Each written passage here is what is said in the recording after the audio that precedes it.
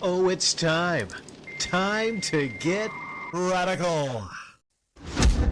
Viewer discretion is advised.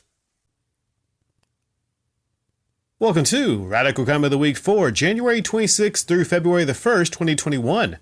These are the very best comments from that time period. Starting out with the three honorable mentions, we have Falcon Fans RPG, Rusty Shackelford, and Rusty Shackelford. The bronze medal comes to us from Destroyer of Heroes. Wait a second.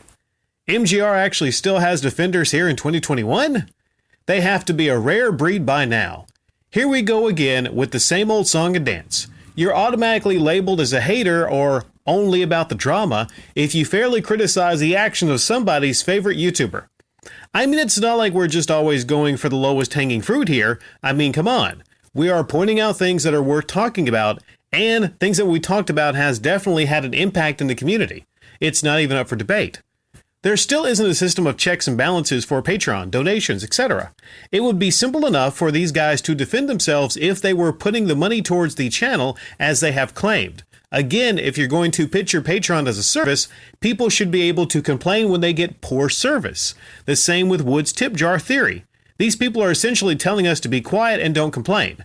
They're basically saying that people can spend their money on whatever they like, people can take money for whatever reason they like, but we can't criticize that process at all. This is some high-level hypocrisy right here. What if I tip Silent Rob to play some GBA game that I like, and he sucks at the game, or he only plays it for a short period of time? I'm not even supposed to criticize him?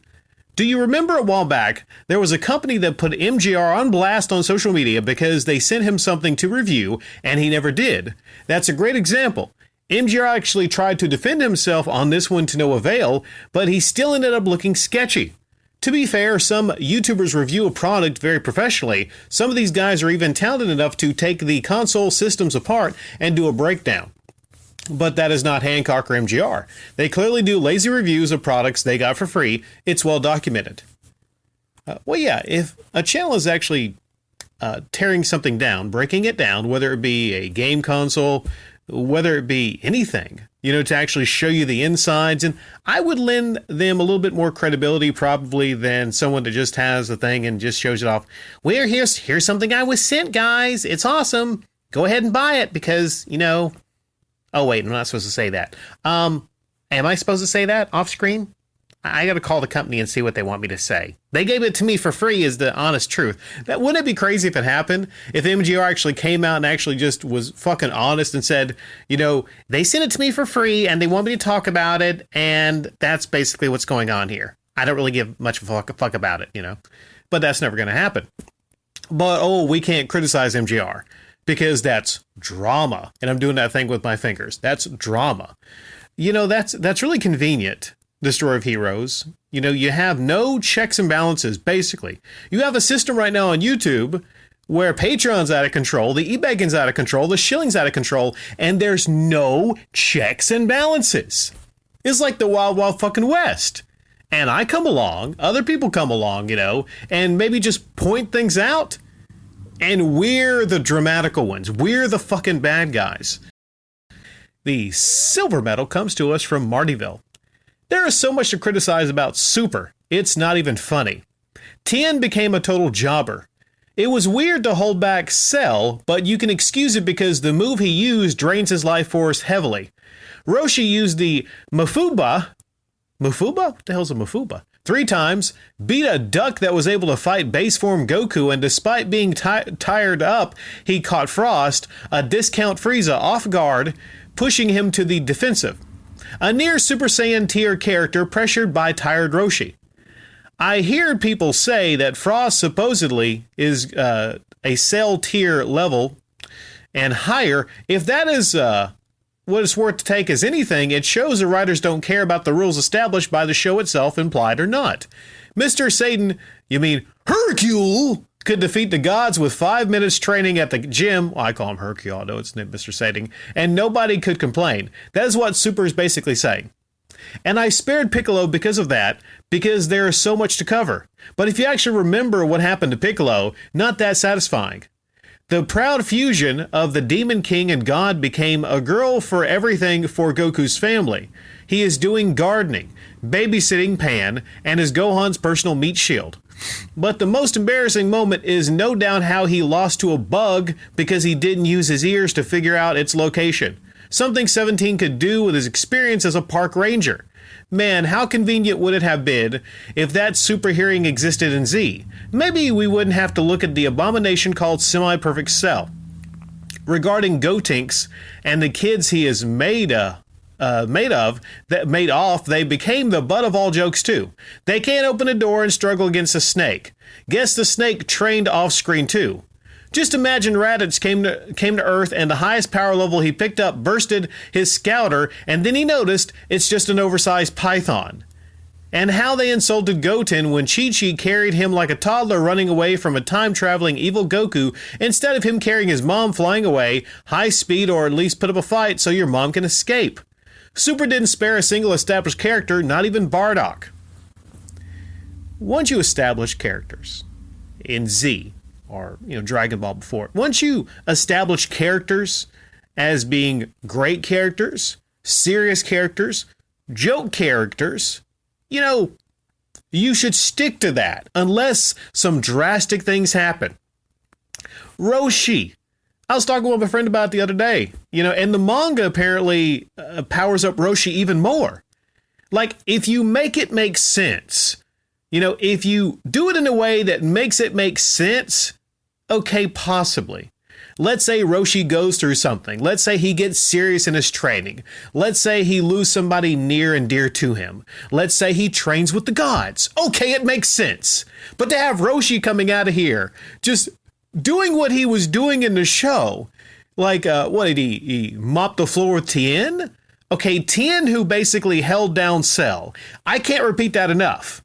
It happened. And yeah, it was a little bit crazy, but it kind of made sense because you have a situation to where Tien was using his life force. One of the best, most unexpected, and unexpected is okay if it kind of can make sense. You can weave it in. Sure, you raised an eyebrow, when you saw Tien holding down Cell, but it was acceptable. It was like that kind of eyebrow raising. But, Piccolo being defeated by a bug? How do you reform this character? You had Piccolo retraining Gohan, basically, pushing Gohan to reach, another level. You're like, okay, Piccolo still got it a little bit. Makes sense. Maybe he's been training a lot. But then you do some crazy shit like a bug kicking him off, whatever they called that area they were fighting on, right? They kept getting destroyed. You had all these weird characters, and, it's tough to take it seriously, basically. And the shiny gold medal comes to us from Haddam, 10 rows. I've never understood what people get out of watching people play video games. Those who say it's like sports, well, then you're saying you must really, really suck at the game you're watching. Because I can't walk into a football stadium and play with the Giants. Or skate onto an AHL rink and play with the Rangers. But you know what I can do? Pick a controller up and play a game myself. Even though I'm admiringly bad at playing said games. At least when the few people that watched me, they got the enjoyment of seeing me suck so badly at these different games. So maybe if you like the person's personality, but then why are you watching them for 4 hours? Streamers don't keep interacting with their audience at all times. Some parts of the games they'll have to concentrate or outright ignore the distraction that is their commentators. So how much time do you actually have watching that person's personality? 20, 30 minutes? Especially those who are playing new games. I've noticed a lot of streamers will clip out the few moments of them actually interacting with their community and upload them here on YouTube. So for the people you don't need to watch them live, just see the clip of the next day. For those who say that they just want to watch the story, live streams are the worst way to do that, because you'll have the player talking and reacting to the game, super chats popping up on the screen. So you're better off watching a Let's Play or a movie cut of the game here on YouTube. Okay, maybe you're poor and can't afford the game. Then again, if you can't afford to buy the game yourself, then you can't afford the super chats either. So the streamer you're watching won't even know or care that you're there. Once they get to the point of making money on the platform or start e-begging, the average viewer will no longer matter to streamers. Outside the fact that they can claim them as a number, I have 4,000 people watching me. Take one away, oh, now I've only got 3.99 thousand. I've also never understood what people really get out of watching people, play video games. Like, I don't understand it. I don't get it. Like, I personally don't. Because, you see, I could do this thing called play video games. I can play video games. You get it? Pick up a controller, play them yourself. Like, it's not like watching a movie. It's not. It's different. It's an interactive medium. Now, if you get connected to a personality, then don't you really kind of want to hear them talk about things? And I would think, like you said, if they're playing a game in a live stream, then they're really not talking to you. They're interacting with the game. Like, how hard up do you have to be to sit there for 4, 5, 6 hours? Just to, not to donate to this person, but to just watch somebody for 6 hours play a game. Unless maybe, and here's the exception, maybe if it's your like close personal friend, maybe if you're buddies with somebody and you're actually legit friends. Okay, but even then, I'm like, dude, I'm not going to sit here and watch you play a game for 5 or 6 hours. But you know what? Those are the kind of people probably that would be more likely to donate.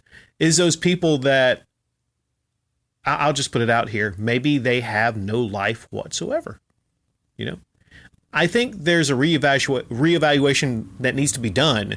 If you're one of these people that are watching someone play games for 4, 5, 6, 10, 11, 12 hours, and if you're playing games for that long, maybe you also need to reevaluate some things that are going on in your life if you have half of your day just to donate to playing video games. The argument some people would make is, well, if he's making mad cash, then he could do that. Well, also reevaluate your integrity inside. If you're playing games, getting all those donations from people, taking advantage of these people that essentially literally have no lives themselves.